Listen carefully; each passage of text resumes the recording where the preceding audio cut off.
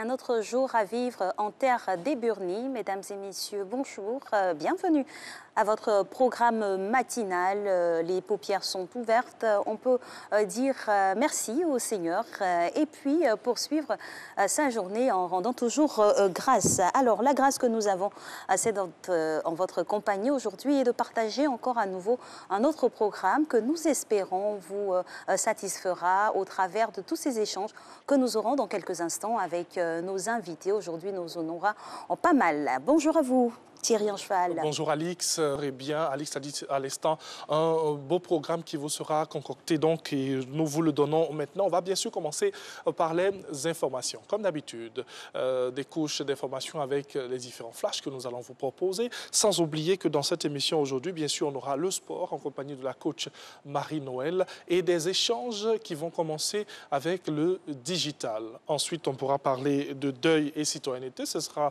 dans le code citoyen.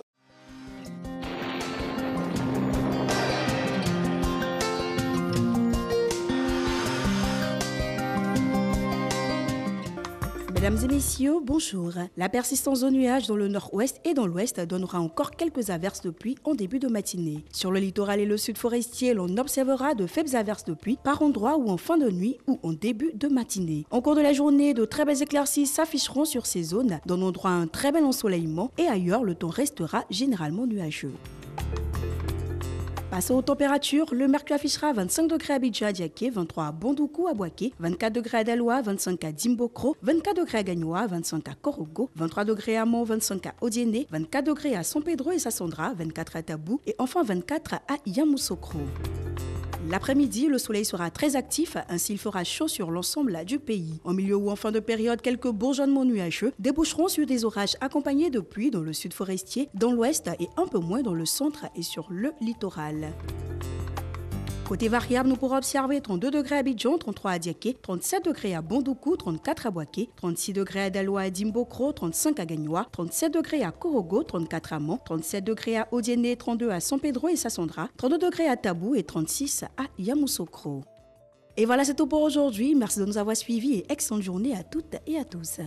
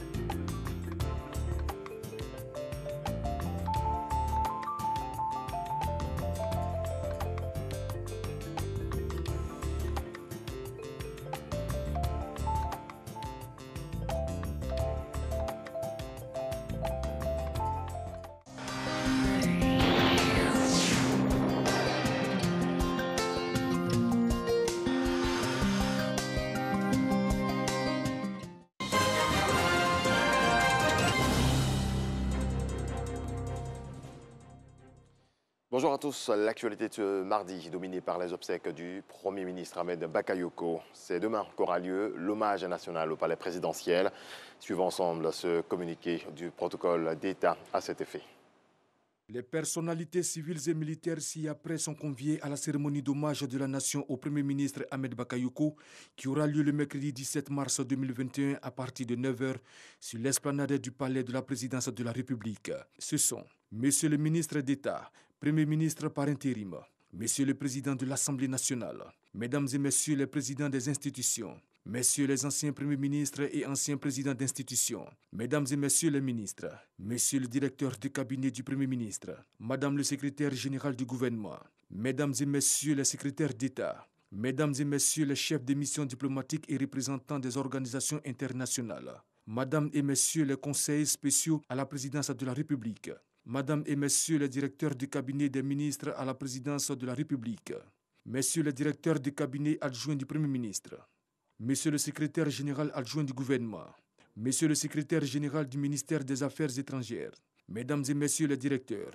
conseillers et conseillers techniques à la présidence de la République, les représentants des bureaux des institutions de la République à raison de 2 représentants par institution, Mesdames et Messieurs les préfets de région, Monsieur le Président de l'Académie des sciences, des arts et des cultures d'Afrique et des diasporas, ASCAD, Monsieur le Général du corps d'armée, chef d'état-major général des armées, Monsieur le Général du corps d'armée, commandant supérieur de la gendarmerie nationale, Monsieur l'administrateur général, directeur général de la police nationale, Monsieur le chef d'état-major particulier du président de la République, Monsieur le directeur général des douanes, Monsieur le directeur général des affaires maritimes et portuaires, Madame la directrice générale des forêts et de la faune, Messieurs les présidents des autorités de régulation, Messieurs les maires du district d'Abidjan, Madame et Messieurs les présidents des universités publiques, Messieurs les présidents des chambres consulaires, Mesdames et Messieurs les présidents des conseils d'administration et directeurs généraux des entreprises publiques et parapubliques, Messieurs les bâtonniers de l'ordre des avocats, Mesdames et Messieurs les présidents des ordres et organisations professionnelles, Mesdames et Messieurs les présidents, secrétaires exécutifs ou secrétaires généraux des partis politiques, Messieurs les présidents de la Confédération générale des entreprises de Côte d'Ivoire et de la Fédération ivoirienne des petites et moyennes entreprises, Messieurs les présidents et secrétaires généraux des centrales syndicales, IGTCI, Dignité, FESACI, UNATCI, Humanisme, 5 membres du directoire de la Chambre nationale des rois et chefs traditionnels, Monsieur le Président et 5 membres du Forum des confessions religieuses, Monsieur le Président et 5 membres du Conseil supérieur des imams, COSIM, 10 représentants des organisations de la société civile, la Fédération nationale des commerçants de Côte d'Ivoire, Mesdames et Messieurs les représentants des mouvements et organisations de jeunesse. Carte d'accès obligatoire à retirer à la Direction générale du protocole d'État, ministère des Affaires étrangères, le mardi 16 mars 2021 à partir de 7h30. La mise en place sur l'esplanade du palais présidentiel débutera à 7h00 et prendra fin à 8h30 horaire de rigueur. Abidjan, le lundi 15 mars 2021, le directeur général du protocole d'État, Hippolyte Yoboué. Communiqué du protocole d'État lu par Abou Sanogo. Les obsèques du Premier ministre ivoirien ont débuté hier avec la présentation des condoléances à la famille de l'illustre disparu, et ce jusqu'à aujourd'hui à son domicile à la Riviera. Une délégation gouvernementale conduite par le ministre d'État, secrétaire général de la présidence et Premier ministre par intérim Patrick Achi est allé présenter ses condoléances à la famille de feu le Premier ministre Ahmed Bakayoko. Le secrétaire d'État chargé du renforcement des capacités, Epifane Balo, porte-parole de la délégation, a traduit la compassion des membres du gouvernement. Coronavirus, le point de la situation à présent. Le ministère de la Santé et de l'Hygiène publique a enregistré ce lundi 15 mars 2021 255 nouveaux cas de Covid-19 sur 2034 échantillons prélevés, soit 12,5% de cas positifs, 528 guéris et 2 nouveaux décès. À la date du 15 mars 2021, la Côte d'Ivoire compte donc 37 908 cas confirmés, dont 34 616 personnes guéries, 213 décès et 3 079 cas actifs. Le ministère de la Santé et de l'Hygiène publique invite le personnel de santé, les forces de défense et de sécurité, les enseignants, les personnes âgées de plus de 50 ans et les personnes porteuses de maladies chroniques à se faire vacciner. Voilà, c'est tout pour ce 6h30. Je serai de retour à 7h. Merci beaucoup à Régis Kofi. Et oui, à 7h, nous serons encore en votre compagnie pour un autre voyage au cœur de l'actualité, cette fois-ci internationale. La suite du programme. Dans cette émission, nous allons en passer au fitness en compagnie de la coach Marie-Noël. Et aujourd'hui, séance de déplacement. On regarde ce que c'est. Alors, nous allons poursuivre cette émission et inscrire et sinon exécuter la prochaine étape inscrite sur ce conducteur. Ce sera en compagnie de Renaud Kovia pour la revue de presse.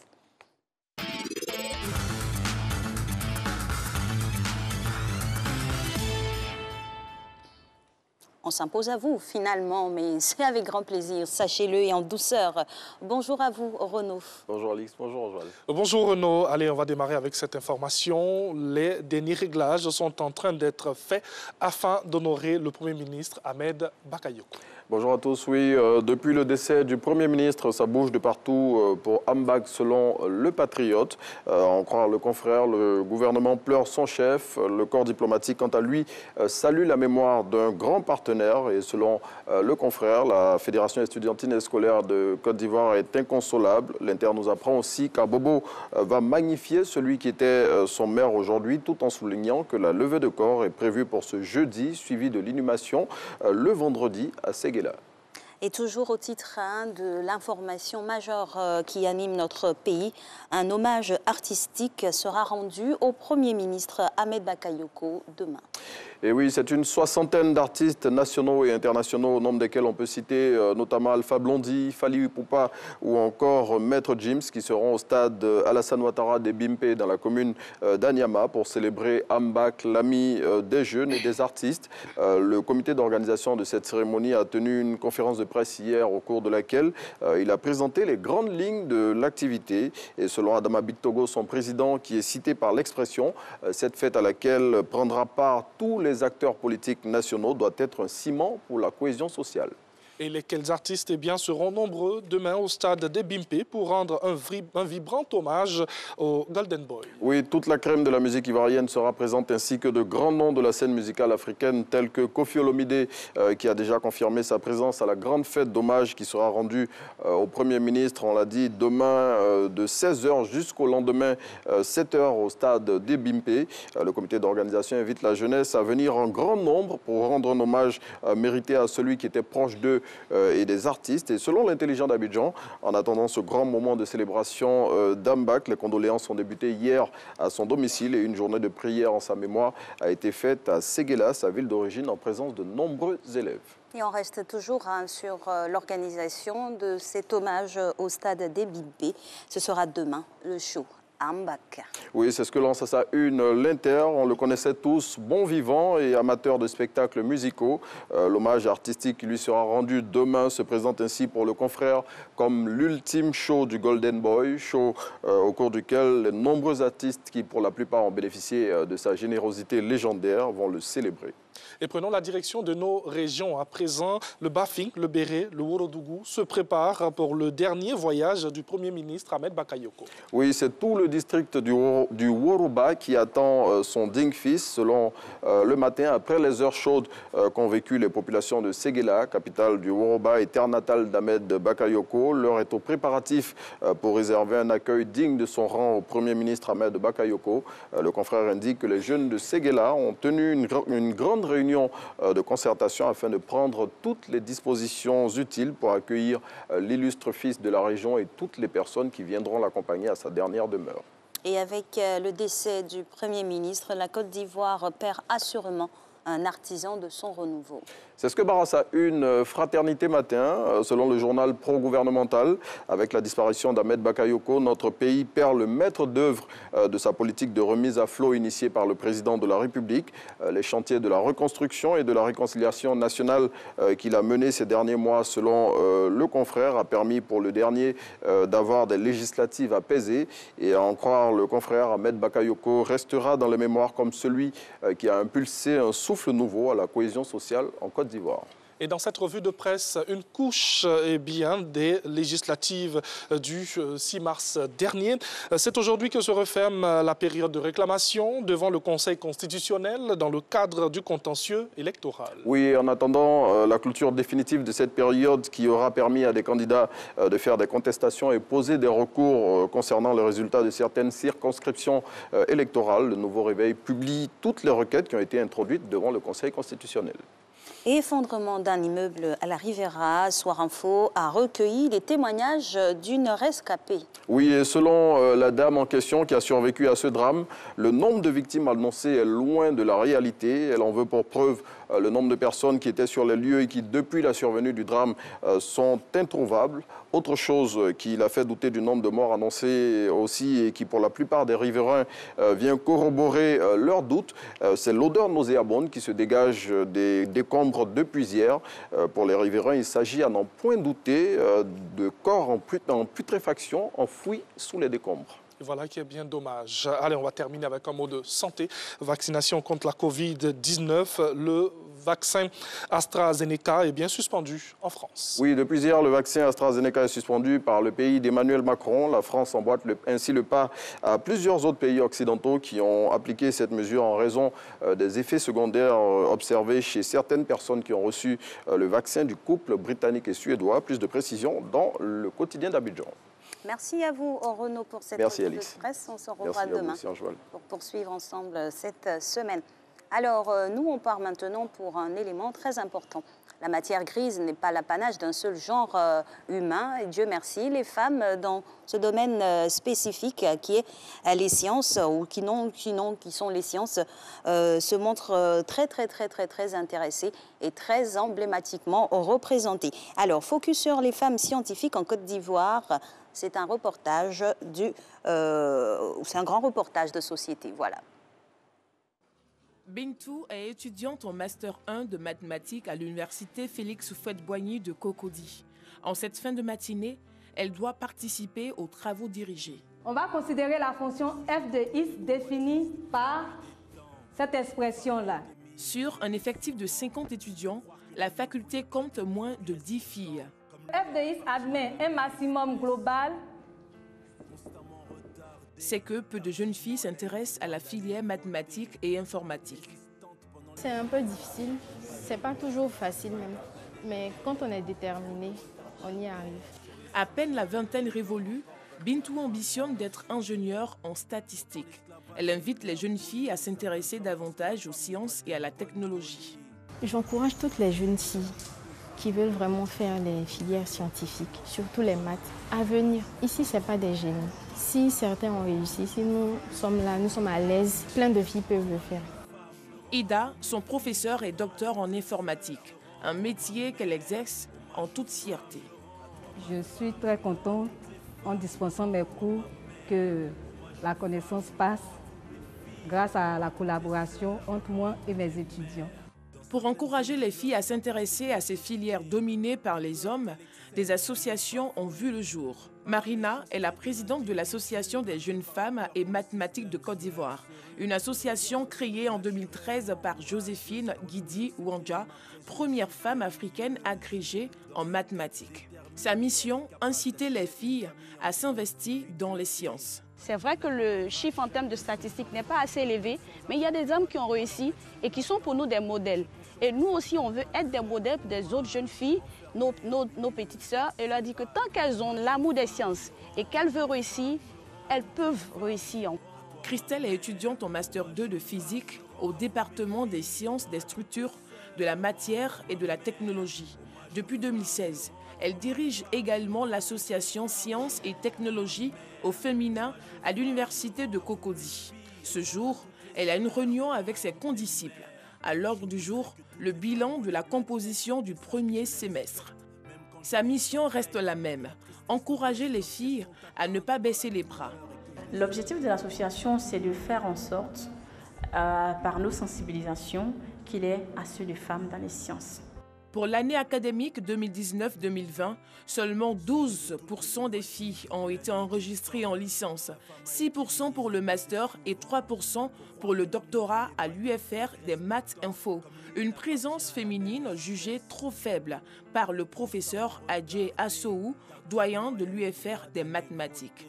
Ça, c'est un problème qui vient de tout le système éducatif ivoirien. Parce que pour venir à l'UFR de mathématiques informatiques, il faut disposer d'un bac C, d'un bac E ou d'un bac D. Or, quand vous voyez la proportion d'élèves qui passent le bac, il y a très faible taux de scientifiques. C'est ce qui explique cela. Selon le rapport 2015 de la BAD, Banque africaine de développement, 16% des femmes sont dans la recherche en Côte d'Ivoire. Pourquoi en Côte d'Ivoire? Les femmes s'intéressent peu à la recherche. Quelles sont les initiatives prises en vue de les encourager?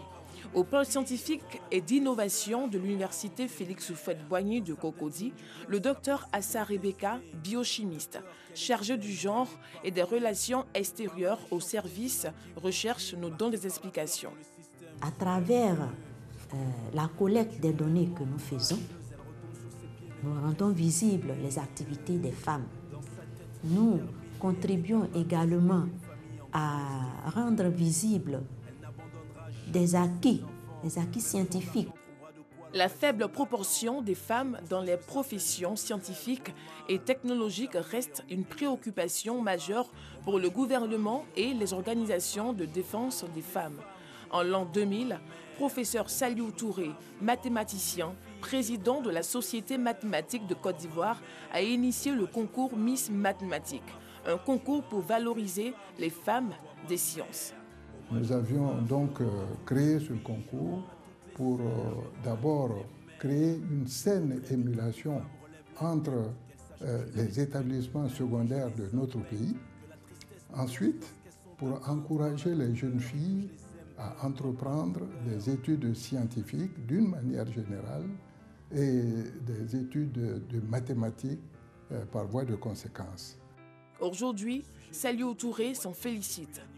Nous avons pu recruter parmi les jeunes filles beaucoup de talents, beaucoup d'élèves brillantes qui ont pu entrer dans les plus grandes écoles scientifiques en France et aux États-Unis.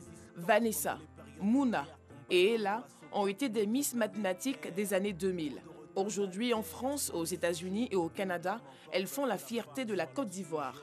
Nous les avons joints par téléphone. Elles encouragent les jeunes filles à briser la glace. Les jeunes filles puissent avoir en tête qu'elles sont maîtresses de leur destin. Il ne faut pas rester dans des idées reçues. Il faut se battre pour ce qu'on aime. Hello everyone. Le concours Miss Math, accompagné de la formation que nous avons reçue pour les Olympiades panafricaines, ont renforcé en moi ce désir que je nourrissais depuis toute petite. Une très belle initiative, une très belle promotion des sciences. Par ailleurs, le concours vient avec beaucoup de questions. Il faut donc réfléchir vite, être assuré de ses réponses. Bintou, Vanessa, Mouna et Ella nous renvoient un même message. Aucune filière n'est réservée aux hommes. À force d'acharnement pour le travail bien fait, courage et abnégation, les femmes peuvent elles aussi réussir dans le domaine des sciences. Le 8 mars, Journée des droits de la femme, est une autre occasion pour véhiculer ce message.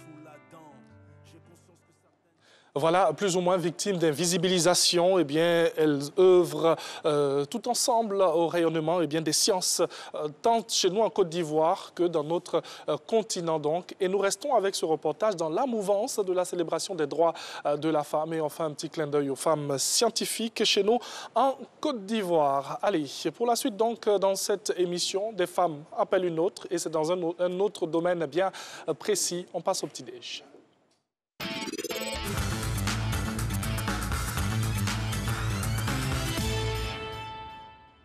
Et voilà, de retour donc avec cette image que vous découvrez, mais vous verrez encore plus davantage de couleurs au travers de cette belle présentation que nous a proposée aujourd'hui le chef Awa Clément pour votre petit-déj du jour. Bonjour chef.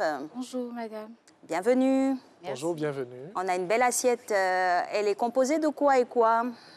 Elle est composée de pâtes, de jambon, d'œufs et puis quelques tranches de carottes, persil et tomates. C'est bien coloré. Merci. Joli, hein, franchement, c'est vraiment très très beau. Ça donne l'eau à la bouche, mais bon, on va garder toutes nos eaux ici. Et puis, pourquoi pas en donner à nos téléspectateurs. Alors, comment on arrive à faire quelque chose d'aussi magnifique comme ça? C'est de l'art, hein, finalement. Oui, effectivement, très délicat. Nous avons des pâtes, du jambon, des œufs durs et quelques tranches de carottes et tomates.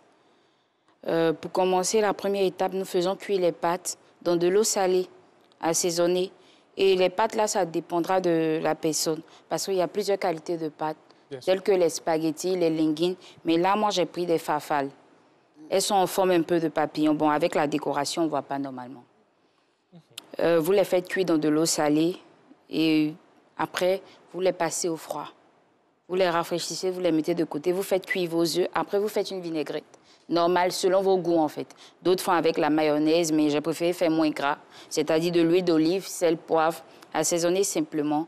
Et le mélange, fait un mélange, et voici la déco. Bon, ça, c'est selon le goût de chacun.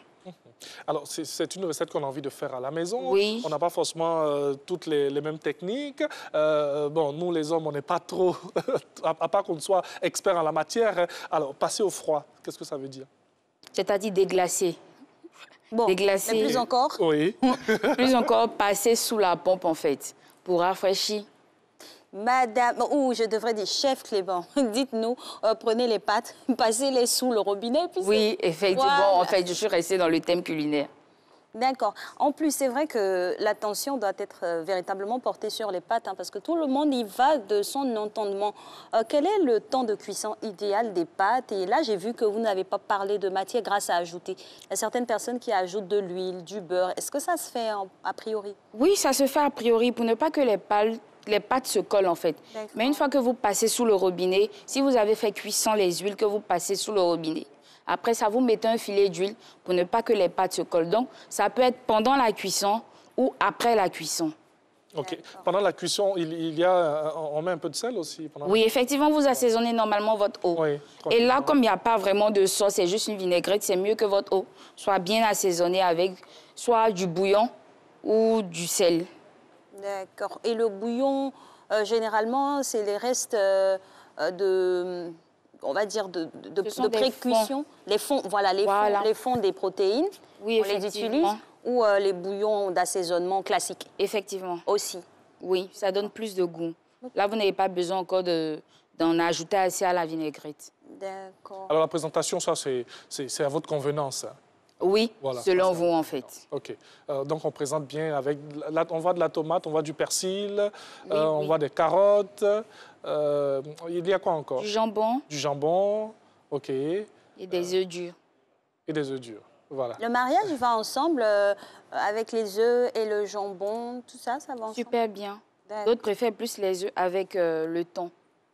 Ou la sardine, bon, ça dépend de vous. Une salade de pâtes, c'est selon votre goût. Ce que vous décidez d'y mettre, ça dépendra de vous.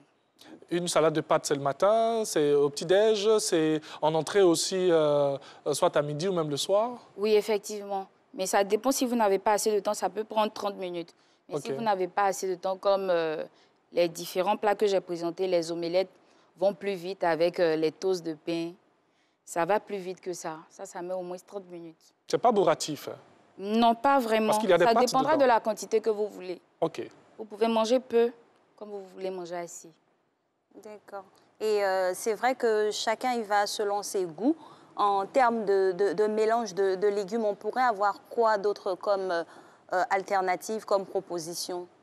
Si vous aimez bien les trucs plus crus, je vous conseille concombre, oignon. Et je pense que ça peut passer. Avec des carottes crues. Et là, moi, j'ai poché les carottes, en fait. C'est-à-dire, comment ça se passe? J'ai fait bouillir l'eau salée, juste 2 minutes, plongée, puisqu'elles sont coupées finement, rondelles, finement. Donc, juste 2 minutes, et j'ai retiré du feu. Ce sont des recettes que vous pouvez faire chez vous à la maison, chez les téléspectateurs. C'est vrai qu'on vous les montre comme ça, mais avec des explications, vous pouvez les reproduire. Vous voyez une belle assiette, merci à la réalisation, qui nous permet d'avoir cette belle image. Donc, on va rappeler le nom de cette recette, s'il vous plaît. Salade de pâtes, jambon aux œufs. On n'a qu'à citer tout ce qu'il y a dans l'assiette et puis c'est bon. Oui, effectivement. Le reste dépendra de vous, les légumes. Oui, et à votre convenance, vous pouvez tout rajouter. Hein. On peut ajouter du thon, il ne faut pas être trop gourmand aussi. Parce que là, en petit-déj, c'est vrai que ça doit être le repas le plus copieux de la journée, mais il ne faut pas abuser. On peut accompagner de pain, c'est possible? Bon, je dis non parce que les pâtes sont déjà faites à base de farine. Tautologie alimentaire. Oui, effectivement. Un pléonasme alimentaire. Oui. Ça devient un peu trop. OK. En tout cas, merci beaucoup. Merci. Hein, à vous, chef. Bon, c'est vrai que entre Alix et moi, c'est moi qui aime beaucoup manger. Permettez que j'aille voir quand même. Ça se voit. Dans l'assiette. Ça se voit. Je n'ai que la peau sur les os. Ah, mais oui, j'aime. Non, quand même, pas la peau sur les os. D'accord. Alors, pendant que monsieur le fin gourmet déguste voilà, la proposition du chef Clément, à qui l'on dit merci pour cette belle proposition, Régis Cotu sera là à notre retour.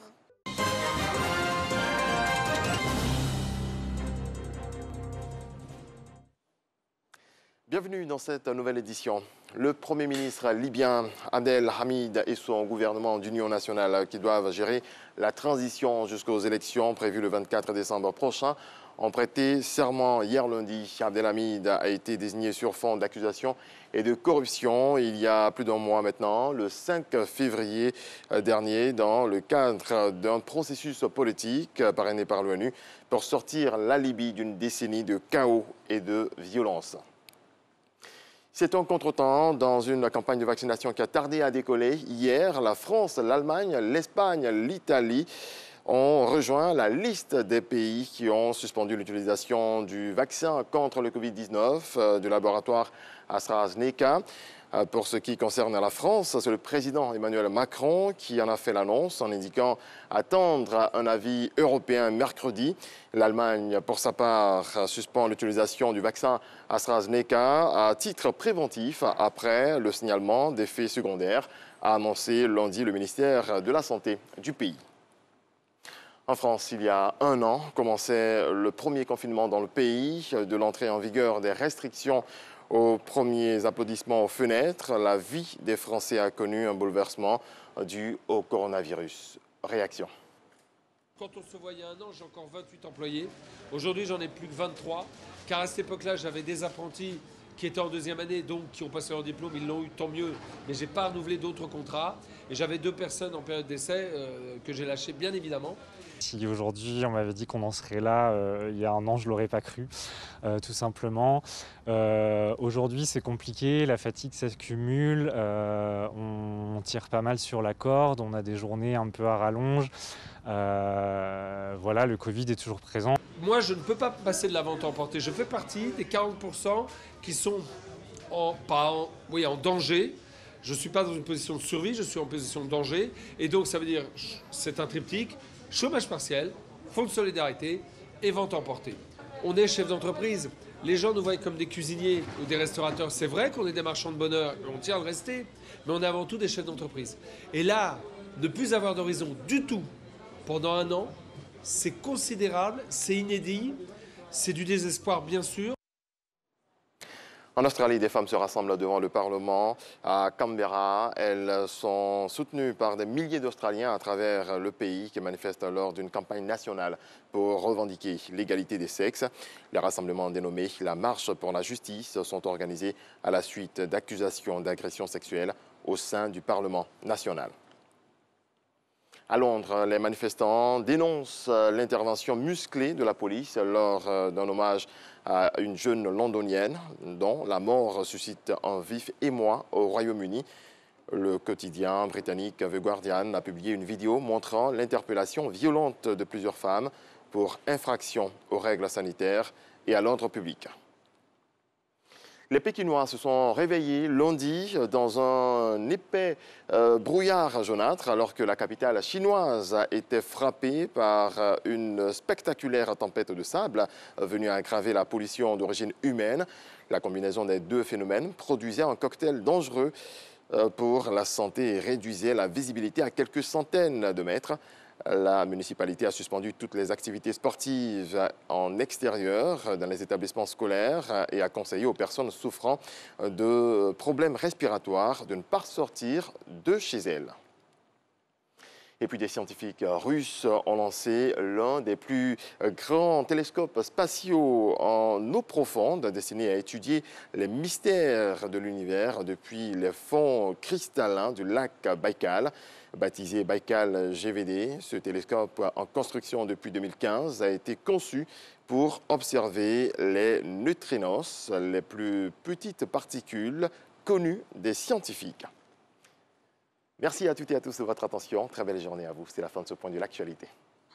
Merci beaucoup à Régis Kofi pour le Flash Inter qui nous a permis de parcourir le monde avec toutes ces informations. Allez, nous suivrons le programme normal donc, dans cette émission. On aura Digital dans quelques instants. Un de nos très chers responsables ici, Monsieur Régis Adedou, assistant du directeur de RT1, Monsieur Koné Sirikissi, avec qui on parlera du digital dans le processus de création d'une émission. C'est sûr que vous aurez le sens de l'acuité très aiguisé parce que vos critiques nous reviennent et on en tient compte juste après ceci. On va commencer les échanges.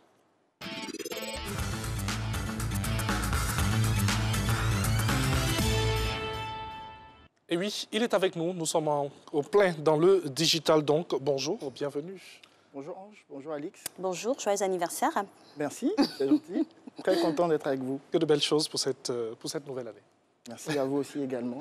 Alors, on va donc parler de digital dans le processus de la création d'un programme. Alors, avant peut-être tout propos, de quel programme parlons-nous ici? Alors, on parle de l'ensemble des programmes qui sont conçus en interne et également en externe aussi, parce qu'il y a des partenaires qui nous accompagnent pour des programmes assez lourds, assez importants, que nous suivons également au niveau éditorial, au niveau production en termes de conseils, mais au niveau digital également. Donc on va parler de l'ensemble des programmes, mais essentiellement ceux qui sont développés en interne. Très bien, d'accord. Donc, on va s'arrimer spécifiquement à ceux qui relèvent de la création intrinsèque de la maison. Et justement, rentrer dans ce process-là, comment ça se passe pour la création d'un programme? Alors, donc, il y a plusieurs directions qui entrent dans ce process. Il est mûri à la base par la direction de l'éditorial. Donc, l'éditorial pense l'idée. En amont, est accompagné par d'autres services, comme le digital d'ailleurs.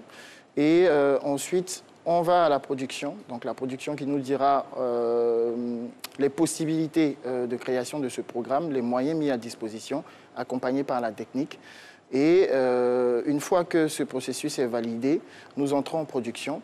Et après la production, viennent en compte les aspects de programmation et de diffusion. Donc essentiellement, ce sont les grandes parties qui rentrent en compte dans la création d'un programme. D'abord, l'éditorial qui pense le projet, qui l'écrit, qui le conçoit, qui affine tous les détails et qui travaille également à l'ensemble des contenus. Et la production prend le relais ensuite et ensuite vient la programmation et la diffusion. Donc grosso modo, pour être plus rapide, c'est un peu ça le processus. Concernant le digital, le rôle du digital est bien dans cette création, dans tout ce processus-là? Eh bien, le digital rentre dans l'ensemble du processus de création. Donc, ils sont avant, à la conception de l'idée, parce que c'est important de prendre les avis des internautes. C'est important aussi de penser à comment est-ce que nous allons faire vivre le programme sur Internet. Ils sont également en aval et ils nous aident sur les aspects d'extension de programme. Donc, comment est-ce que le programme va être segmenté sur le digital? Comment est-ce qu'on va entendre parler de lui? Donc, les aspects communication liés au digital. Comment est-ce qu'on pourra avoir des inédits, des éléments qu'on ne peut pas avoir sur le linéaire, donc sur la télé, qui pourront faire vivre autrement le programme sur le digital? Et en fin de processus, également, ils sont présents dans la mesure où ils évaluent grâce aux différents outils sur le digital qui sont très interactifs, qui sont rapides. On a les avis via les commentaires, les likes, etc. des internautes. Donc c'est tout de suite, on sait est-ce que c'est bon, est-ce que c'est pas bon. Ils sont également à tout ce qui est bilan d'audience. Et c'est vraiment important aujourd'hui d'avoir le digital dans ce process de création TV. Alors, tout ceci constitue un vrai travail d'orfèvre quand on sait que les attentes et envies de téléspectateurs peuvent être qualifiées d'une grande mosaïque. Comment réussir à recentrer tout ça pour ressortir quelque chose qui satisfasse le grand nombre? Alors, Alix, tu as tout à fait raison. Aujourd'hui, les habitudes ont totalement changé. Les consommateurs, avant, étaient peut-être pris au sérieux, mais aujourd'hui, ils sont totalement au centre de tout ce qu'on crée. Les besoins sont énormément segmentés. Aujourd'hui, le linéaire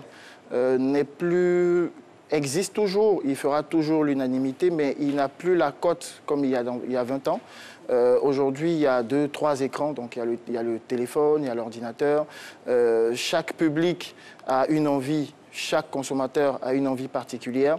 Et l'idée le plus important en fait avec le digital, c'est de pouvoir recueillir tous ces avis et de les mettre sur un programme où les gens se retrouvent, où certaines cibles se retrouvent. Raison pour laquelle à la RTI, on a plusieurs typologies de programmes. On est certes télévision d'utilité publique, mais RTI 1 essentiellement est généraliste. Donc on essaie de recueillir les avis de tout le monde pour avoir le maximum à donner. Et on essaie aujourd'hui d'avoir cette innovation sur le digital pour que chacun puisse de façon spécifique s'y retrouver. Donc avec Matin Bonheur, il y a des gens qui aimeront la rubrique digitale. D'autres l'aimeront pas, mais d'autres aimeront par contre la partie cuisine. Donc l'idée, c'est de segmenter tout ça et de pouvoir l'apporter en petite dose aux internautes et de pouvoir faire vivre tout ce qui se passe à la télé sur le digital. Donc c'est vraiment un enjeu important et c'est un enjeu auquel on essaie de répondre tous les jours. C'est la solution quand on est acculé par des internautes on a des critiques qui fusent de partout. Effectivement, c'est... Parce que là-bas, on a de grands producteurs. Hein. Oui, tout le monde est producteur sur le digital. Oui. Et ce n'est pas très évident. En même temps qu'il faut prendre l'avis de tout le monde en compte, en même temps qu'il faut être réaliste et expliquer parfois au public en quoi est-ce que consiste la télé, quels sont les enjeux. Une chaîne de télé a une ligne éditoriale qu'il faut respecter. Une chaîne de télé comme la nôtre est d'utilité publique. Donc dire d'utilité publique, c'est avoir des éléments concernant à la télé. Donc tout ça avec beaucoup de patience, avec beaucoup d'intérêt pour le public, il faut pouvoir l'expliquer. Et c'est le rôle du digital au quotidien, de pouvoir gérer tout ce qui est e-réputation de la télé, ce que les gens ne comprennent pas beaucoup, mais aussi promouvoir les programmes afin de pouvoir mieux positionner et mieux faire comprendre ce que nous voulons, ce que vous partagez en tant qu'animateur tous les jours avec eux. Oui, c'est vrai que nous constituons la vitrine de tout ce travail en amont qui est fait. Vous nous avez évoqué toute la chaîne de valeur qui constitue à la création même d'un programme. Comment finalement cela s'imbrique à la pratique véritablement? On essaie de faire entrer nos téléspectateurs dans notre esprit. Peut-être qu'ils comprendront mieux nos déclinaisons. Voilà. Alors, effectivement, ce n'est pas un travail facile. Ah non, du tout. Voilà, vous êtes très bien placé d'ailleurs pour en parler. C'est un travail au quotidien qui est hyper difficile. On peut penser un concept, on peut développer une idée au niveau éditorial et sur le terrain, dans la réalisation, dans la pratique, en plateau, avoir quelques difficultés. Mais tout ça également fait partie du processus de production qui est certes long, qui est certes difficile, mais qui est aussi intéressant et passionnant. Et lorsque le digital entre en ligne de compte dans cette création, ça devient encore plus intéressant. Grâce au digital, grâce à la réflexion menée au niveau marketing également, on a pu créer des approches comme les backstage, comme tous les ratés, ce qui se passe en amont, les bagarres sur les plateaux. Il y a beaucoup de choses qu'on peut créer pour faire vivre un programme sur le digital. Donc tous ces éléments aujourd'hui prennent en compte l'aspect digital. Avant, en production, on pensait peut-être pas au digital. Aujourd'hui, on y pense de plus en plus pour faire vivre chaque rubrique, chaque élément, chaque coulisse, chaque aspect de la production dans le digital. Et c'est ce qui fait que c'est génial. On va aller dans plus de détails et rester sur cette réflexion-là, étant donné que le digital est implémenté de différentes manières. Eh bien, quel aspect prendre en compte dans cet accompagnement? Alors, il y a plusieurs aspects à prendre en compte. Il y a d'abord l'aspect extension de programme. Donc, l'aspect extension de programme, c'est prendre les éléments de la télé et les envoyer sur le digital. C'est un des aspects les plus importants. Pourquoi? Parce que, comme je disais tout à l'heure, on est sur aujourd'hui des aspects de 2-3 écrans. Donc, les téléspectateurs, peut-être en ce moment, dorment, pour certains. D'autres qui sont très matinaux comme vous sont déjà debout, donc regardent l'émission. D'autres ne la verront pas. Le digital va nous permettre d'étendre le programme et de leur donner l'occasion d'entrer en contact avec le programme, donc sur leur téléphone ou sur leur ordinateur, dans le taxi, au bureau, etc. Donc il y a cette notion d'extension, d'étendre le programme, de sortir du linéaire de la télé pour aller à leur rencontre, donc aller rencontrer les téléspectateurs. Le deuxième enjeu qui est un enjeu aussi important, c'est la prise en compte quotidienne dans l'amélioration des productions des avis des internautes. Et ça, c'est du réel, c'est du concret. On peut analyser rapidement, on peut déduire rapidement de est-ce que le programme est bien positionné ou pas, quelles sont les problématiques qu'il rencontre, quelle est l'adhésion du public, etc. Donc ça, c'est un élément qui est très important. Le troisième enjeu, c'est un enjeu de visibilité et de positionnement. Donc, aujourd'hui, avoir un programme qui sort du linéaire pour aller sur le digital et qui peut vivre de plusieurs façons, via une page, via des inédits, via beaucoup d'autres éléments qui sont créés par le digital, c'est faire du programme une marque. Donc aujourd'hui, c'est un enjeu crucial de faire de chaque programme une marque. Et ça, le digital nous permet de le faire. Au-delà de l'autopromotion classique de la télé, le digital te permet de faire vivre ton programme de différentes manières.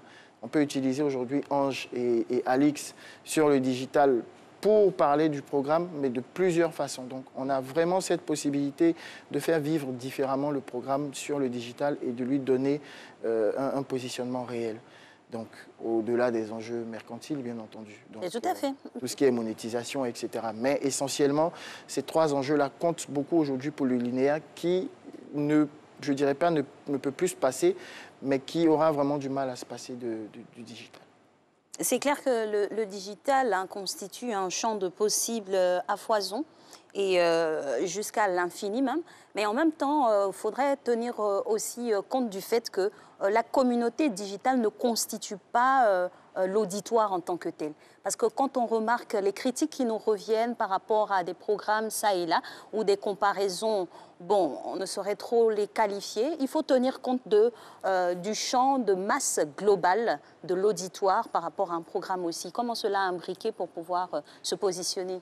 Alors, Alix, il est clair que tous les avis qui sont donnés sur le digital ne font pas l'unanimité. Ça, c'est sûr. Et quand on sait qu'on est une des principales télés qui couvrent l'ensemble du territoire, on peut se dire évidemment, même si dans les habitudes de tout le monde, aujourd'hui on a des smartphones, donc à Bloloquin quelque part, il y a quelqu'un quand même qui a Internet qui peut aussi donner son avis, la grande majorité de la population déjà ne s'expose pas forcément sur Internet via des commentaires. Ce qui est intéressant aujourd'hui, c'est qu'on a la pige, qui est classique, qui nous permet d'avoir des données de médiamétrie sur l'élément télé, principalement. Ce sont des données qu'on prend en compte, qu'on traite tous les jours. Ce sont des données qui nous permettent d'affiner également tout ce qu'on crée en termes de programme, en termes de besoins pour les publics. Mais on ne néglige pas également les aspects liés au digital. Ce qui nous intéresse véritablement sur le digital, au-delà des plaintes, parce que des plaintes, il y en aura toujours. C'est clair. Même le meilleur joueur du monde, il ne fait pas l'unanimité. Donc, on aura toujours des plaintes. Et ces plaintes-là, c'est d'abord la mission de la communication via le digital de traiter l'irréputation. Donc, on essaie déjà de ne pas mélanger les deux. Donc, il y a la réputation, il y a l'information à donner pour traiter un certain nombre de plaintes, mais il y a également la prise en compte dans les différentes analyses qu'on reçoit du digital des besoins. C'est surtout les besoins et les attentes des consommateurs plutôt que les plaintes dans le processus de création qui nous intéresse. Donc, qu'est-ce qu'ils attendent? S'ils nous parlent on aimerait avoir un peu plus de fiction, on va évaluer. Et si c'est quelque chose qui matche avec la médiamétrie, donc la pige classique, on pourra se dire, effectivement, il y a un réel besoin au niveau de l'amplification sur les fictions. On aimerait avoir plus de divertissement type société où on échange. On pourra évaluer également, mais ce sont des avis aujourd'hui qui comptent dans la mesure où ce sont des avis beaucoup plus spécifiques d'individus qui pourraient, même s'ils ne font pas l'unanimité, représenter une masse quand même importante. Alors, mais dites-nous concrètement et devant les téléspectateurs, est-ce qu'un programme est retiré lorsqu'il y a des critiques, même si ce n'est pas la majorité, il y a quand même un pan de ces internautes-là qui critiquent de manière dure et bien un programme. Est-ce qu'un programme est retiré à la suite de ça? Alors, il faudrait faire, je dirais, attention à peut-être pas l'amalgame entre les plaintes des téléspectateurs qui représentent, en griffe, nos clients. Le client est cet roi, mais le client doit pouvoir accompagner et conseiller ou informer. Parce que nous aussi, on est dans une démarche de triptyque qui est d'éduquer, d'informer et de divertir. Donc, quand un programme est critiqué à outrance, on cherche d'abord la source de la critique. Est-ce que c'est une mauvaise information de notre part? Est-ce que c'est une erreur répétée? Quel est le problème concret qu'on essaie déjà de corriger? Parce que le processus de création d'un programme rentre dans une dynamique de réflexion globale. Donc, on ne se lève pas, je veux dire, un matin pour créer un programme parce qu'on a envie de le créer. Bien sûr. Comme je disais tout à l'heure, on est télévision d'utilité publique. Donc, s'il y a un enjeu sur la santé, qu'on a besoin d'informer le public sur la santé, on va informer le public sur la santé. Si dans notre façon d'informer le public, on constate dans les retours que les critiques sont liées à la démarche éditoriale, donc ils auraient aimé être informés d'une autre façon, c'est-à-dire avec des exemples, des incursions dans les hôpitaux, etc., et qu'on est sur un plateau où on fait venir par exemple des experts et qu'ils ont besoin de plus de pratique, on va apporter de la pratique. Donc on va essayer d'améliorer, de corriger le programme. Pour qu'un programme sorte d'une grille, c'est toute une réflexion qui prend certainement en compte les avis et les appétences des téléspectateurs, mais pas totalement. Il y a d'autres aspects qui rentrent en ligne de compte pour décider ou pas de sortir un programme d'une grille. Merci pour la précision surtout. C'est clair que nous sommes dans un monde qui évolue très rapidement et dont les goûts aussi se voient impactés en fonction de tout ce qu'on a comme incidence à l'extérieur. Dans la création d'un programme ici, par exemple, on va s'arrimer à notre réalité qui est la RTI. Comment est-ce qu'on met le téléspectateur au cœur de manière pratique? Est-ce qu'il y a un échantillonnage de personnes qui sont impliquées pour pouvoir voir leurs différentes tendances de pensée pour que ce soit un peu représentatif de la population? Alors Alix, bien sûr, il est arrivé dans plusieurs processus de création de programmes d'intégrer des parties civiles, donc des personnes de l'extérieur, pour qu'elles aient un avis justement qui diffère du nôtre. Donc ils ont plus de recul puisqu'ils sont derrière l'écran. On se dit parfois que c'est bien d'associer dans des processus de création le public. Donc c'est des... Voilà, donc c'est des choses qui ont déjà été faites, des projets d'émissions auxquels j'ai même participé, où on avait des personnes extérieures qui ont même participé à des séminaires avec nous à Bassam sur l'amélioration de nos lignes éditoriales, sur l'amélioration de nos productions. On a fait venir, je crois l'année dernière même, ou il y a 2 ans, plusieurs personnes de l'extérieur pour participer à ces échanges. Donc c'est vraiment, on prend en compte, au-delà des piges, au-delà des retours sur le digital, on prend en compte l'avis des téléspectateurs et on les intègre même dans des processus de création. Sans indiscrétion, il y a quelques mois de cela, on avait reçu une plainte sur un programme parce qu'il remplaçait un autre et les téléspectateurs ne comprenaient pas pourquoi, etc. Et on a une dame qui a appelé la direction commerciale, qui a donné son avis. Et lors d'une réunion, on a rappelé cette dame. Et on lui a dit, on aimerait vous écouter, on est avec tous les responsables et tout ça, on aimerait vous écouter, surtout vous informer, mais d'abord vous écouter.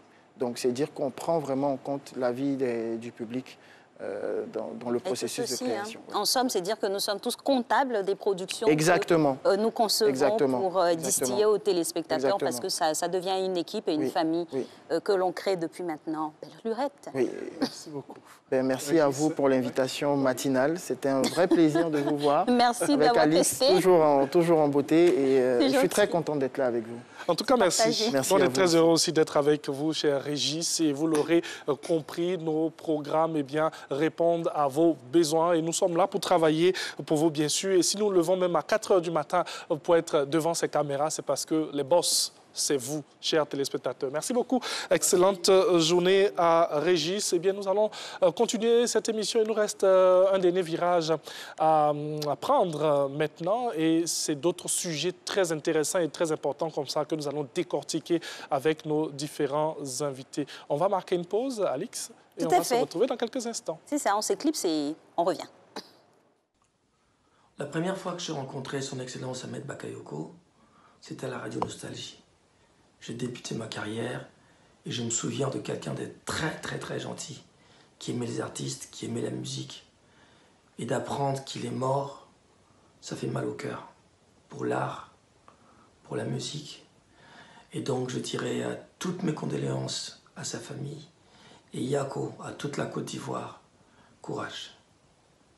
Oui, le grand frère Ahmed était un grand féru de la rumba et de Julie des Bilamba. si je peux ainsi parler, la noce dans le bilan bas, ce sont les vêtements.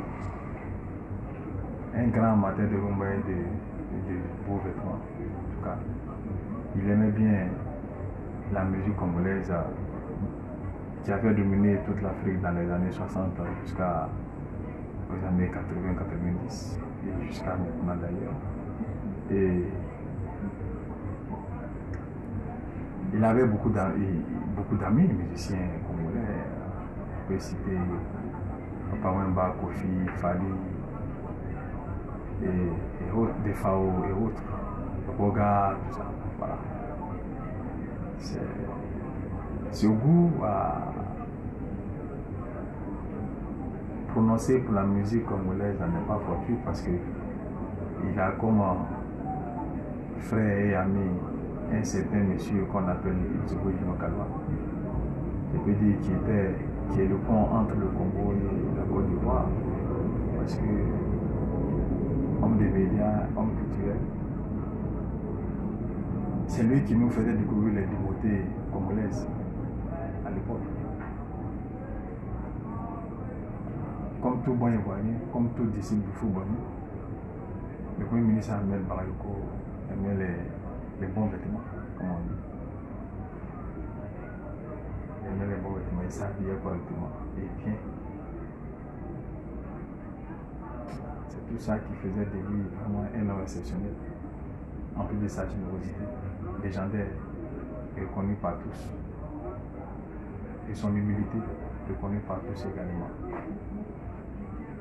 Vraiment, la Côte d'Ivoire a perdu un grand monsieur. Mais c'est sincère condoléances à sa famille, à sa femme, surtout à son frère Zoumak, au président de la République, vraiment qui est très éprouvant en ce moment, j'imagine. Parce que perdre ses deux enfants en l'espace de 6 mois, c'est pas une chose énorme pour un père de famille. Moi, monsieur le président, il y a beaucoup, comme on dit, les épreuves doivent nous fortifier. Et Dieu sait pourquoi. Je vous sais très croyant. Dieu sait pourquoi il a fait ça. Je vous remercie. Ahmed Bakayoko, c'est c'était quelqu'un d'entier. J'ai jamais vu quelqu'un aimé par autant de monde. Quand il t'avait pour ami, qu'il soit avec des grandes personnalités, avec des chefs d'État, dès qu'il te voit, tout le monde va savoir que c'est ton ami. Il va te serrer dans ses bras comme si on était deux enfants. C'est quelqu'un d'entier. C'était quelqu'un d'entier. Quelqu'un, quand il te pose la question « Comment tu vas ?», il le pense vraiment. Il veut savoir de quelle façon est-ce qu'il peut t'aider. C'est quelqu'un aimé dans tous les pays, partout où il va. L'Afrique a perdu quelqu'un de très important. Et voilà, hommage ici rendu au Premier ministre, M. Ahmed Bakayoko, qui nous a quittés le mercredi 10 mars dernier. On a pu le voir, se sont succédés M. Pascal Lokwa Kanza, M. Ekoumani et M. Sanguila, oui aussi, pour un vibrant hommage. Hommage qui se poursuit et qui se décline sur plusieurs aspects. Chacun pourra y prendre part, car l'homme a marqué de son encre indélébile les esprits de tous. Alors, on va partir maintenant pour une autre phase de notre programme. On y fait entrer progressivement, malgré le deuil, nos différentes rubriques. Aujourd'hui, le rituel matinal d'un des vôtres, et ça donne ceci.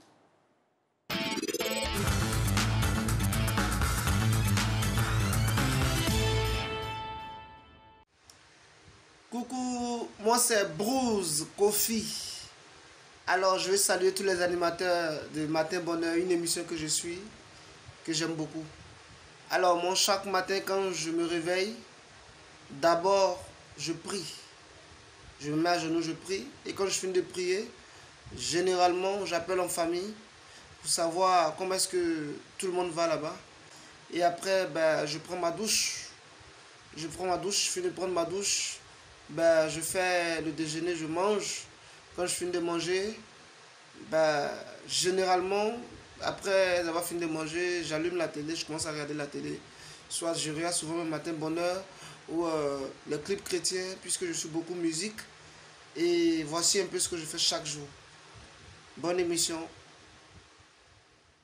Voilà, merci à Bruce pour toutes les informations sur son rituel matinal. Voilà. Dans cette émission, donc, avant 8 h, nous allons parler de code citoyen. Donc, depuis quelques jours, un deuil national de 8 jours a été décrété chez nous en Côte d'Ivoire. Dans cette émission, vous allez savoir qu'est-ce qu'un deuil national, quelle attitude avoir pendant un deuil national. Eh bien, tous les éléments de réponse avec notre invité juste après ceci.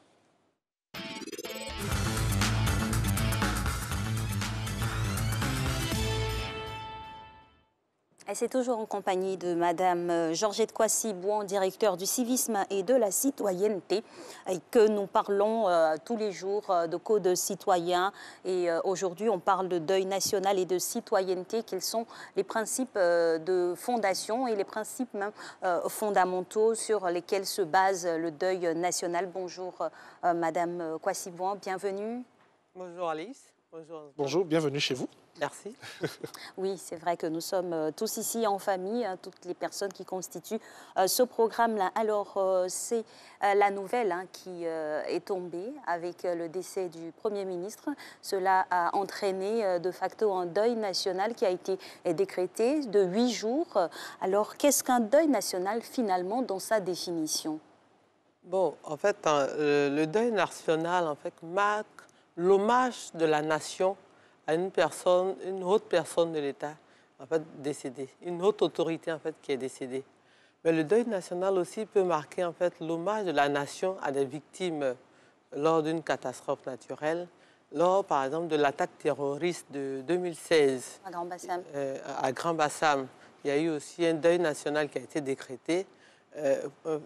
Concernant aussi des victimes héroïques, selon une situation donnée, un deuil national peut être décrété.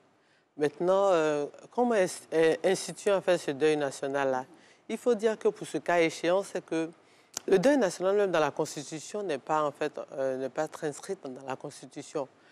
Pour ce cas échéant concernant monsieur le Premier ministre, il faut dire que selon la Constitution, l'article 70 de la Constitution ivoirienne, le Premier ministre est nommé par le Président de la République. C'est le Président de la République qui nomme le Premier ministre chef de gouvernement.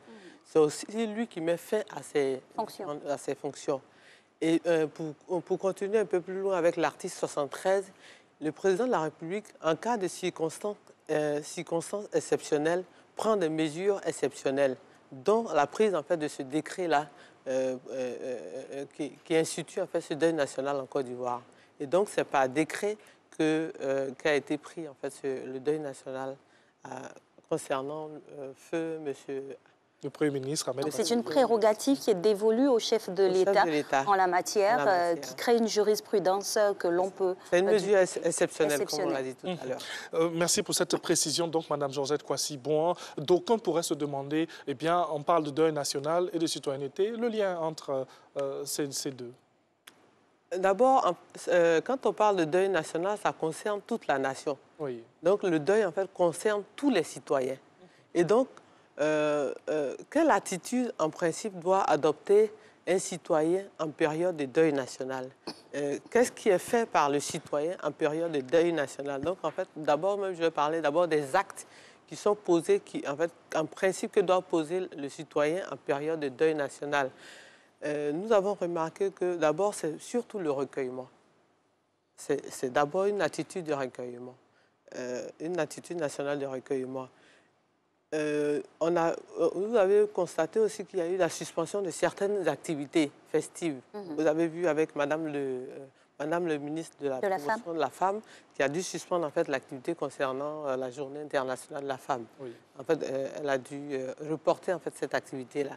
Il y a aussi un temps de silence qui est pris, 1 minute de silence, 3 minutes de silence, à la convenance du communiqué qui émane de la République de Côte d'Ivoire.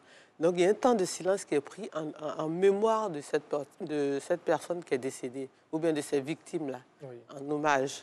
Il y a aussi En plus de la minute de silence, il y a des activités qui sont organisées sur les antennes de nos chaînes nationales pour rendre hommage à cette illustre personne défunte.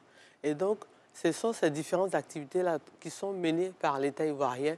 Il y a aussi même l'organisation, je pense que demain, déjà, dès demain, il y a des cérémonies d'hommage qui sont organisées. Oui. Aujourd'hui même dans cette Aujourd'hui même encore. Voilà, depuis hier, en fait, depuis une certaine période, depuis l'annonce en fait, du décès, depuis en fait, la prise de ce décret-là, il y a un communiqué du gouvernement qui est passé pour donner tout un programme. Et en principe, l'attitude du citoyen aussi, c'est le respect en fait, de ce programme-là, de ce programme qui a été mis à disposition par l'État ivoirien pour pouvoir respecter en fait, ce deuil national-là. C'est très bien. Au titre des actions et des actes à poser, on va y revenir. Parlons même de l'instauration de ce deuil national-là. C'est vrai qu'on l'a expliqué ici, comment il est encadré, c'est une prérogative du chef de l'État. Et la durée, par exemple. Concernant en fait la durée, bon, d'abord concernant même l'instauration du deuil national, je vais juste parler un peu de la France. En fait, en France, par exemple, lorsqu'il y a eu le décès du président Georges Pompidou, il y a eu un deuil national qui a été décrété et il y a eu en fait arrêt de toute activité, tant dans nos administrations, à l'école, les entreprises. Le plan culturel. En fait, tout a été suspendu, sauf en fait les urgences, c'est-à-dire dans les hôpitaux qui ont pu fonctionner maintenir un service pour parer minimum. en fait, aux urgences, pour maintenir le service minimum. Il en a été aussi pour le général de Gaulle. Mais lorsque il y a eu le décès du président Mitterrand en 1996, je pense que ce deuil national a été allégé. Il y a eu juste une journée, mais les administrations n'ont pas été fermées. Donc, en fait, c'est pour rappeler en fait, aux Ivoiriens que pendant la période du deuil national, ici en Côte d'Ivoire, nous devons continuer à mener nos activités au plan professionnel, mais dans un certain respect, dans un recueillement, dans une certaine attitude de respect, surtout à l'endroit de la personne ou bien des personnes en fait, qui ont été victimes, mais la personne décédée. Voilà, c'est cette attitude-là que nous devons avoir. Alors, on va rester sur les attitudes, parce que pour mieux expliquer à nos téléspectateurs, qu'est-ce qu'il faudrait faire dans une période de deuil national? Nous avons 8 jours, et ce jusqu'à vendredi. Quelle attitude devrons-nous avoir? J'insiste un peu là-dessus, parce que dehors, on peut, par exemple, pour quelqu'un qui est toujours même dans sa voiture, un exemple simple, mettre la musique à fond. Voilà. Est-ce que ce genre d'attitude, ça c'est un exemple terre à terre? C'est ça. Qu'est-ce qu'il faudrait faire concrètement pendant ces 8 jours? En tout cas, pendant ces 8 jours-là, c'est surtout, avant toute chose, une attitude de recueillement. Et je pense que dans le recueillement, il y a quand même certaines attitudes qu'on doit avoir. Pas se mettre dans du bruit, aller... bon, pour la preuve de retenue. Il faut vraiment faire preuve de retenue. Et en termes même d'attitude, j'aimerais rappeler le deuil lors du décès du président de la République, feu son Excellence Félix Houphouët-Boigny, en Côte d'Ivoire. Nous avons eu 2 mois de deuil national, parce que le président est décédé le 7 décembre 1993, c'est jusqu'au 7 février 1994 qu'a pris fin le deuil national. Et vous savez ce qui a été institué? Une trêve politique et sociale. Une trêve politique et sociale a été instituée en Côte d'Ivoire, qui a été respectée par toute la population, tant au niveau politique qu'au niveau social. Véritablement, cette trêve-là a permis aux personnes de taire les clivages politiques, au niveau syndical, voilà, tout ça. Chacun a tenu à respecter cela pour honorer, en fait, pour rendre hommage à feu son Excellence Félix Houphouët-Boigny. Et donc, je me dis que Monsieur le Premier ministre, ayant voulu véritablement unifier la Côte d'Ivoire à travers les actes qu'il a posés, en faisant asseoir la classe politique, ayant voulu réunifier la classe politique, nous devons aussi de pouvoir, en cette période-là, en tout cas profiter de cette période de deuil national-là, de pouvoir taire aussi en fait ces clivages politiques-là, pouvoir penser réunification, pouvoir penser union, parce que pendant la période de deuil national, c'est un autre emblème qui est mis en berne. Ça, je ne l'ai pas dit préalablement. C'est l'emblème national qui est mis en berne. C'est le drapeau tricolore orange, blanc et vert qui est mis en berne. En fait, ce drapeau-là, c'est le drapeau pavillon. Malheureux, parce que lors d'un reportage au niveau de la préfecture de Mons, j'ai vu ici le drapeau de commandement. Non, ce n'est pas le drapeau de commandement. C'est le drapeau pavillon en fait, qui est mis en berne, qui est ici à mi-Driss du mât. Voilà. Et donc, ce drapeau-là a une signification, a de la valeur. C'est l'expression de l'unité de la nation, de l'unité, de l'unification même de la nation. Donc, en fait, c'est un appel à tous les Ivoiriens pour que, véritablement, chacun puisse poser des actes d'unité, des actes de rassemblement. Vous avez vu l'expression même, avec vos différents micro-trottoirs qui sont présentés, c'est toute la nation, en fait, qui est vue en M. Ahmed Bakayoko. Oui. Parce que c'était un rassembleur. Il ne faisait pas de tri ethnique, de tri au niveau politique, tout ça. Et donc, je pense que c'est chacun des Ivoiriens qui doit comprendre en fait, ce message-là qu'il a voulu nous laisser. Si nous venons véritablement lui rendre cet hommage-là, c'est à nous de pouvoir prendre en considération les actes qu'il a posés, se dire que, voilà ce qu'il attendait de nous, de la Côte d'Ivoire. Et donc, chaque Ivoirien doit pouvoir contribuer, en tout cas, pour honorer sa mémoire, à pouvoir instaurer cette unité-là, cette union-là au sein de la famille politique, mais surtout même au niveau social, au niveau ethnique. Voilà. Alors, Madame Kwasi, bon, vous avez parlé en amont on va dire de l'histoire lors du deuil national dû à la disparition du premier président de la Côte d'Ivoire. On avait des dispositions bien spécifiques. C'est dire que quand on n'a pas de dispositions spécifiques, une personne peut ne pas faire l'unanimité, hélas. Est-ce que c'est contraignant que tout le monde se sente vraiment concerné? Ou il y a et sinon, si ce n'est pas le cas, est-ce qu'il y a des moyens coercitifs? D'abord, ce n'est pas contraignant. Il faut dire que ce n'est pas contraignant. Mais je pense que la mort d'une personne a pour principe d'emmener l'autre, le vivant, à pouvoir réfléchir à sa propre mort et à adopter une certaine attitude. Et donc, en fait, en tant qu'être humain même déjà, on se doit d'adopter une certaine attitude lorsqu'on annonce le décès de quelqu'un. Et donc, c'est ce recueillement-là. Donc, il n'y a pas de contrainte en principe. Mais c'est des tests qui sont pris par l'État ivoirien. Et en tant que citoyens, nous devons en fait de respecter en fait ces tests-là qui sont pris par l'État ivoirien. Parce que en tant que citoyen, le citoyen se doit de respecter les lois, les normes qui régissent l'État dans lequel il vit. Et donc nous devons en fait de respecter en fait ces tests-là. Et donc en tant que citoyen, nous devons d'adopter aussi une attitude véritablement de recueillement, mais c'est aussi un appel que nous lançons à nos jeunes, parce qu'on a entendu par-ci, non, comme il est décédé, je ne peux plus travailler, je ne peux plus aller à l'école. Non, je pense que M. le Premier ministre, par sa générosité, a essayé d'améliorer les conditions de vie de chacun. En tout cas, de chaque personne qu'il a pu côtoyer directement, mais indirectement, ça a un impact grand. C'est ça. Et donc, chaque Ivoirien, chaque jeune surtout, doit se dire, moi aussi, je dois être un golden boy. Hein? Puisqu'on dit, en fait... Un garçon en or. Un garçon en or, une femme en or. Je dois pouvoir, par ma vie professionnelle, par ma vie scolaire, ma vie estudiantine, pouvoir être ce modèle-là, cet exemple-là, ce à quoi s'attendait M. Ahmed Bakayoko dans les actes qu'il posait au quotidien. Et donc, chacun doit pouvoir poser ces actes-là pour pouvoir véritablement rendre cet hommage-là. Ce n'est pas en menant des grèves au sein de son établissement. Non, je ne vais plus à l'école, non. Vous lui martelez son mécontentement. Non. Ou en étant défaitiste, en étant défaitiste, non.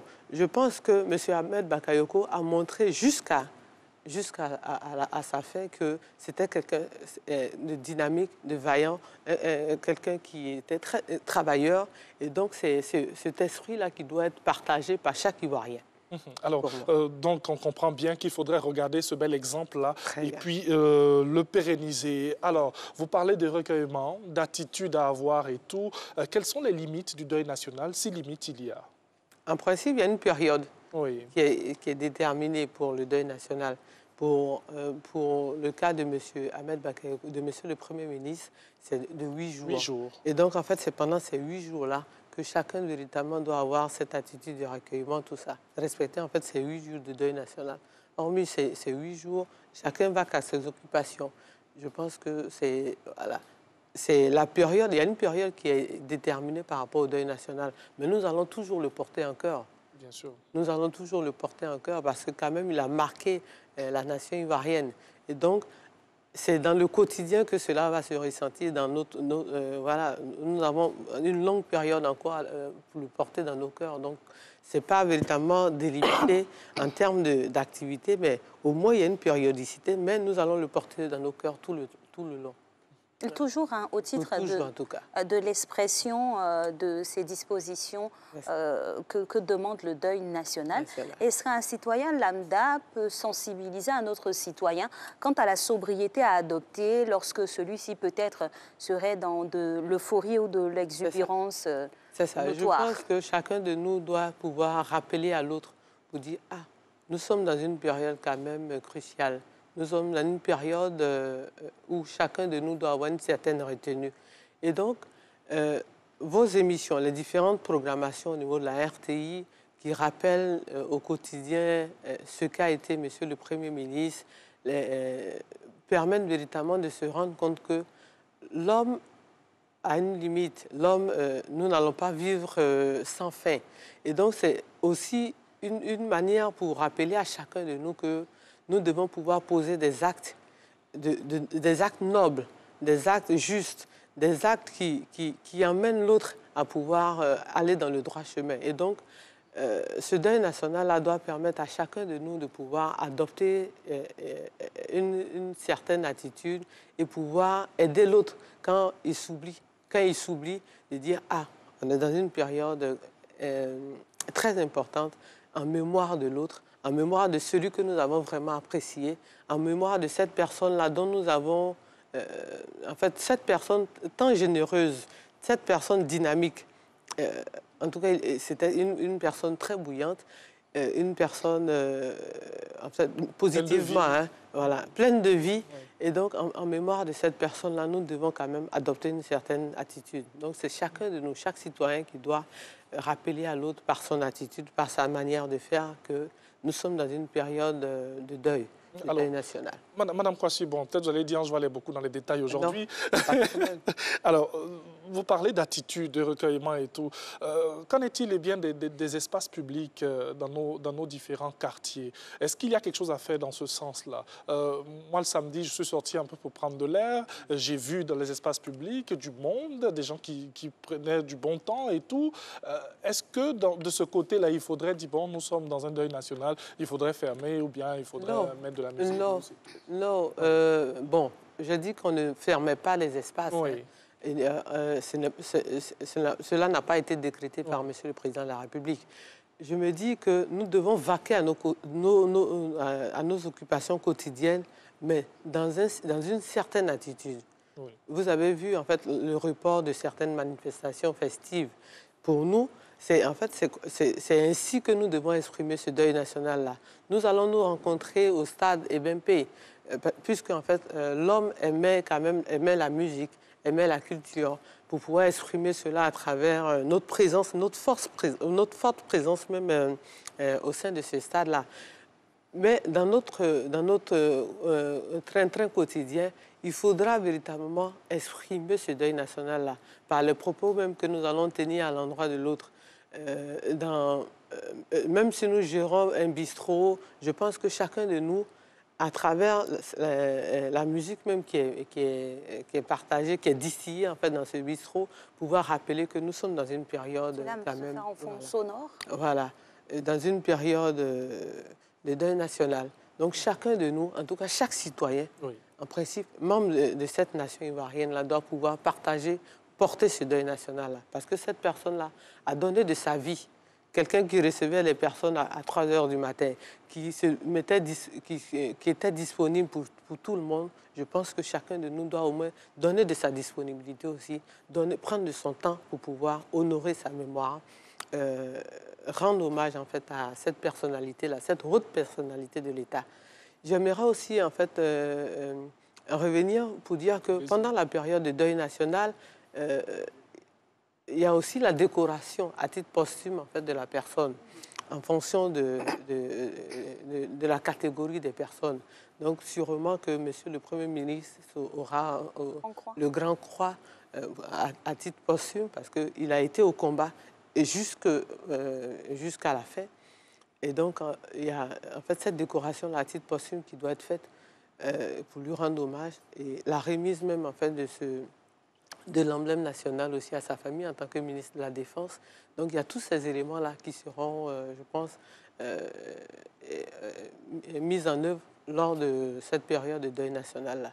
Mais surtout rappeler aux Ivoiriens que nous allons profiter de cette période-là pour pouvoir instaurer nous-mêmes une trêve sociale, une trêve politique, pour dire qu'est-ce qu'on fait, pour pouvoir accompagner ce que Monsieur le Premier ministre avait initié concernant la classe politique, pour pouvoir accompagner ce que le Premier ministre avait initié pour pouvoir instaurer véritablement cette paix tant recherchée en Côte d'Ivoire, pour pouvoir instaurer l'unité, la fraternité, la solidarité. Rappelons-nous, nous sommes le pays de la vraie... Quand nous chantons notre hymne national, nous sommes le pays de la vraie fraternité, de la solidarité. Nous sommes une terre d'espérance. Donc, qu'est-ce que nous devons faire en cette période-là en rendant hommage à notre Premier ministre? Qu'est-ce que nous devons faire pour pouvoir consolider en fait ces acquis-là, pour consolider en fait ces valeurs de paix, d'unité, de fraternité? Donc, chacun de nous doit véritablement s'y mettre et instaurer même soi-même cette rêve sociale-là, cette rêve politique-là. Oui. Voilà. Comme vous le dites si bien, fait fi de l'aspect politique, on parle de deuil national, donc tout le monde est concerné. Tout le monde est concerné. Mais je pense que tout le monde est concerné parce que, vu les témoignages des différents hommes politiques, voilà, des populations ivoiriennes, de tous bords, hein. Tout le monde est concerné, tout le monde est touché. Effectivement, et toujours dans l'expansion de ce deuil national-là et ses différentes connotations, on a aussi d'autres aspects qui sont pris en ligne de compte, notamment même le vestimentaire, on a l'attitude de sobriété qu'on adopte. Mais au-delà, et ce qui est aussi important, c'est que ce deuil est instauré pour nous faire réfléchir d'une certaine manière. Donc il y a une responsabilité personnelle à prendre après. C'est ça. Elle se décline comment ? En fait, comme vous l'avez si bien dit, il y a une responsabilité, il y a une prise de conscience en fait. C'est une prise de conscience même individuelle d'abord et une prise de conscience collective. Voilà. La prise de conscience individuelle, en fait, nous amène à nous dire « Ah, je fais partie... » En fait, ce n'était même pas prévisible. Hein. Le décès du Premier ministre n'était pas... ce décès n'était pas vraiment prévu. Je pense que dans son calendrier, qui est hyper chargé, il n'avait pas prévu qu'il devait partir. Et donc, chacun de nous doit se dire, la mort peut me surprendre. En fait, elle surprend. Oui. Donc, qu'est-ce que je dois faire? Qu'est-ce que je dois poser en tant que citoyen ivoirien pour pouvoir marquer de mon temps? Parce qu'il a marqué positivement, en tout cas, de son temps. Il reste, en fait, il va rester dans notre conscience, dans notre vie, dans notre quotidien de tous les jours. Qu'est-ce que, en tant que citoyen, quel acte je dois poser pour pouvoir marquer de mon temps, marquer positivement mon temps? Et donc, chacun de nous, je ne veux pas dire qu'il faut faire de l'extraordinaire. Il y a une introspection quand même. Voilà, faire une introspection, bien sûr, mais dans notre quotidien, par exemple, moi, dans ma vie professionnelle, qu'est-ce que je fais pour pouvoir marquer de mon temps, mon passage dans mon administration, pouvoir marquer de mon temps, mon passage dans mon établissement, dans mon école, auprès de mes amis. Voilà, quelle attitude je dois avoir? Je pense que chacun de nous doit pouvoir se poser cette question, mais surtout agir de la sorte, pouvoir poser véritablement des actes positifs, pour pouvoir impacter aussi, dire « Ah, Madame Tan, Mademoiselle Tissi a pu marquer de son temps, voilà, à l'image de Monsieur le Premier ministre, Monsieur Ahmed Bakayoko. » Alors, presque pratiquement au thème de cette émission-là, que retenir eh bien, de tout ce que nous avons dit aujourd'hui concernant le deuil national et la citoyenneté? Il faut retenir que nous sommes dans une période de deuil national et tout citoyen ivoirien est concerné. Vous avez vu que dans nos ambassades, à l'extérieur, l'emblème national est mis en berne. Et donc, chaque Ivoirien doit pouvoir véritablement adopter l'attitude de recueillement, mais surtout pouvoir continuer continuer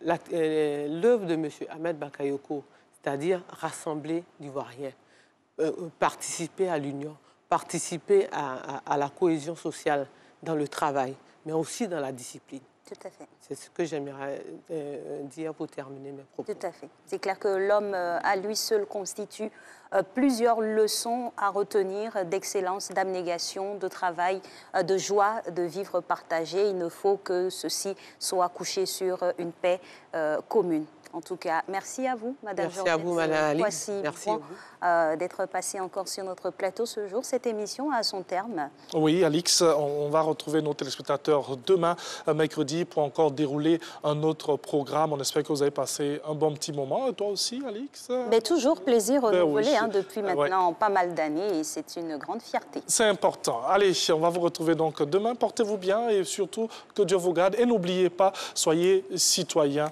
tout simplement dans le respect de l'autre.